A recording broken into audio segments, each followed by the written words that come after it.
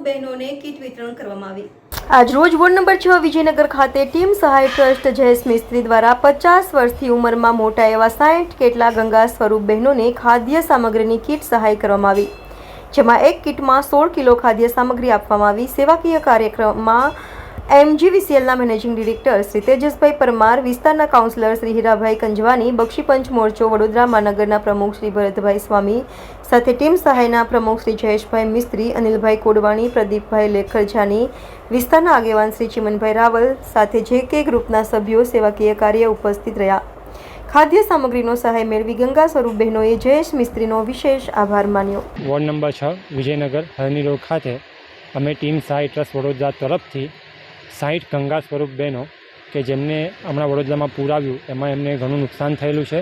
અને એવા બહેનો કે જેમને કોઈ આર્થિક એમને કોઈ સાધન સામગ્રી નથી કે એવો કોઈ આધાર નથી અને જેઓ એકલા રહે છે એવો અમે 2 મહિનાથી સર્વે કર્યો હતો અને એવા 60 ગંગા સ્વરૂપ બહેનોને આજે વિજયનગર ખાતે બોલાવી અને એમને અનાજની કીટનું વિતરણ કર્યું છે, જેમાં એક કીટમાં અમે 16 કિલો ખાદ્ય સામગ્રી આપી છે। અમારા ટ્રસ્ટ તરફથી અને બક્ષીપંચ મોરચો ભારતીય જનતા પાર્ટી વડોદરા મહાનગરના અમારા જે પ્રમુખ છે ભરતભાઈ સ્વામી તરફથી આ વિસ્તારમાં ઘણા બધા સેવાકીય કાર્યક્રમો કરવામાં આવે છે અને તેઓ પણ આજે આ કાર્યક્રમમાં ઉપસ્થિત રહ્યા છે।